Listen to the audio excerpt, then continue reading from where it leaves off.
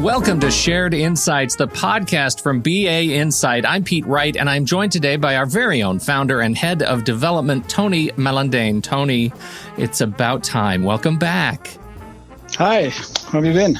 Very well. It's been too long since we've had you on the show, and you come bearing a bouquet of news today. You have spent the last week at Microsoft Ignite, and you come with a lot of news about Ignite and Microsoft's renewed interest in search. So let's get into it. What did we learn from Microsoft's investments and certainly the way they're talking about search right now? The Microsoft search is, to me, a big shift in what has happened on Microsoft World so far. I mean, they used to have search inside SharePoint, which was just a feature of SharePoint. Mm-hmm. And now you're really getting the search to be across the whole Office 365 suite, basically.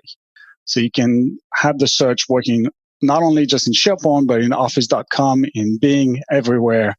And it's becoming a much more standalone, full-fledged capability for people to use, basically.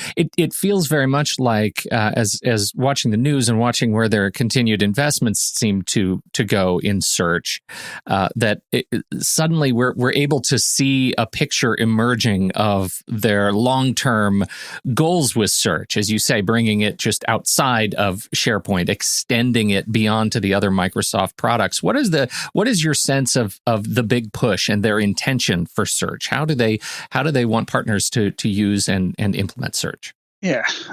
So there are really three aspects, I would say, around the search. The first aspect is making search available from anywhere. So wherever you are, you should be able to search and consume the content. The second one is also to be able to get content from anywhere. And that's pretty much related to that connector announcement, where you will be able to push content from any other sources, be it SAP, Box, ServiceNow, any of our connectors, for the connectors that we have. You could push the content to Microsoft Search and now make it searchable from anywhere.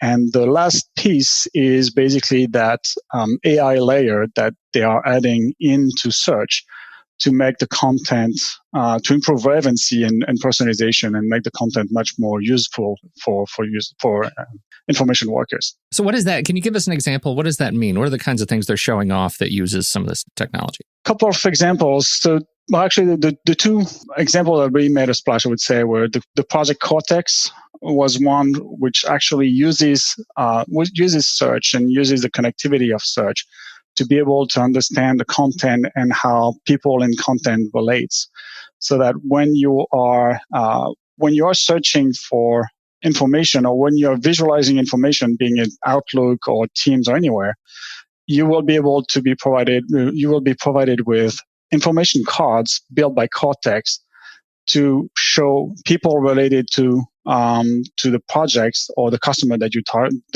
you're looking for.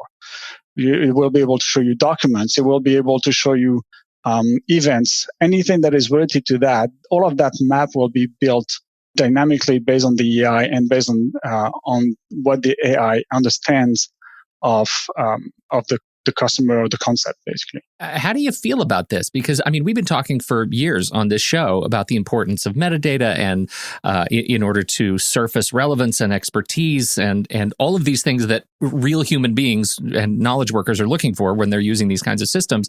Is this the brass ring? Has Microsoft figured out how to give us great, smart metadata thanks to AI and free humans from clumsy data entry? It certainly looks attractive when you see the demo. I think there's demo and there's real life examples, but I think if they're on the right track with the intent, I don't think you'll be fully freed of metadata and products like our auto classifier, for example, are still going to be essential to be able to have good quality data. But the AI, if it's being fed the right information and has the good metadata on that information, will definitely be able to take advantage of that to be able to relate the information together and help people consume better information and bring more relevant information to the users. So tell us a little bit about innovations around connectors.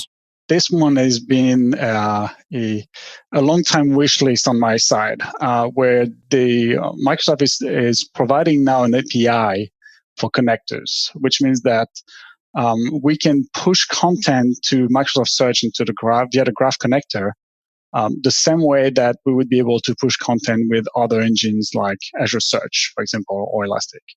And that gives us a lot of flexibility with our connectors to be able to provide the content, to be able to make incremental crawls be near real time, because now we can really just process the amount that has changed and only provide those 3 or 5 documents that changed during the crawl. So that new API is really helping creating an easier connections between systems, and also will simplify for administrator the experience of dealing with connectivity between siloed information.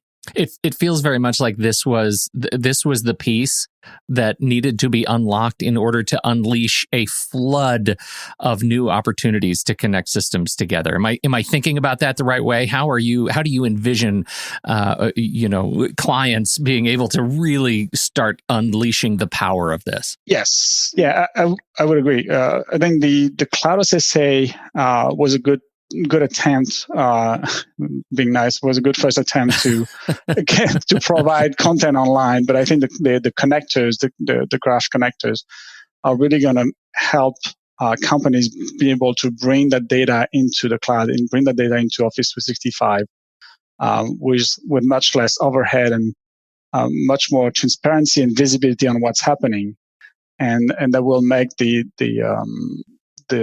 effort to bring connected data, lower the effort to bring connected data, and increase the value that you can get out of your systems. A couple of other items you mentioned that are worth noticing. Modern search UI progress. Yes. So on the modern search, the modern search that was released last year, give or take, was a pretty close experience. So Microsoft was taking control of the experience and provided what they thought was the best experience for end users. But there was some limitation with that, such as you could not decide on refiners, you could not decide on the verticals. You had really just a one experience and nothing else.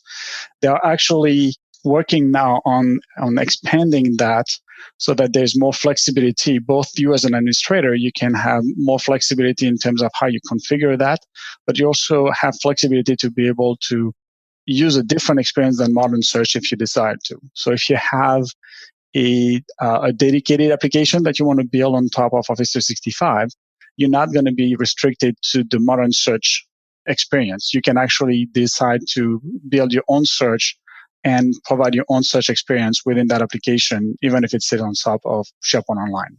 Okay. Well, I wanted to talk just a bit about that because it seems to me like continued investment in modern search UI and progress there is going to be sort of directly relevant to this flood of new information as users are able to start and systems are integrated across these data sets. So is now a good time to talk a little bit about Microsoft Graph, ConnectivityHub, and all of the exciting things that BA Insight announced? So on our side, basically, we announced that all of our connectors, our 70 plus connectors, will now work with the Graph API and the Microsoft Search Graph API, which means that any of the connectors that you were able to use until now in SharePoint on-premise or SharePoint Online, you can now use them with the Graph API and Microsoft Search, and that will make those content available from any front end, basically. I sort of feel like you're a very subdued guy, Tony. I don't know if anybody's ever told you that. I kind of feel like you are underselling that, and maybe you should, at least for the coming few weeks, be walking around with a band or confetti poppers. Like, that feels like a big deal. It is. I mean, it's still a preview product, so subdued indeed, isn't it? Yeah. So right. It's still a preview product, but it is a big deal to be able to have all of those connectors work with that new API, because the Graph API and Microsoft Search is going to be the foundation for a lot of the improvement that Microsoft will provide in Office 365. So being able to have all of our connectors available, and for customers being able to connect all of those systems together and take full advantage of the AI and the Microsoft Search improvements, definitely will make a difference. Can you give us an example of, obviously as a preview product is not in wide release, but as a preview product, you've been working with customers to look at it, to evaluate ConnectivityHub, and can you share a little bit with us of our customer enthusiasm for what is to come? What are customers saying about this? The preview program was a private preview with Microsoft, so we worked essentially with Microsoft to make sure that their API and our products basically would work well together. We are seeing customers that have been aware of the program and have been waiting for the preview to become public, basically, and we definitely have customers looking forward to kick the tire and evaluate the products together, and that's something that will become available. Now that it's publicly with Ignite, that's something that will become available and be lined up on our site. You have a call to action around graph connectors. What is your message to those who are implementing these things? As there's a URL that Microsoft provided, which is the ak.ms/I1 connectors. And that's basically the way you can go and request that graph API and the connectors to become available in your tenancy. So the call to action is very simple. If you're interested on having those source systems available in Office 365 and seeing how the graph connectors can help you along with Project Cortex or Project Turing and getting better search experience to users, simply go and request Microsoft to enable the connectors, the graph API on your tenancy, and reach out to us for connectors, and we'll be happy to help you and see how and help you evaluate how those connectors can help you. You can give us a little bit of a roadmap of your enthusiasm. What comes next for you? What are you most excited about delivering to customers next in light of these changes? That is a good question.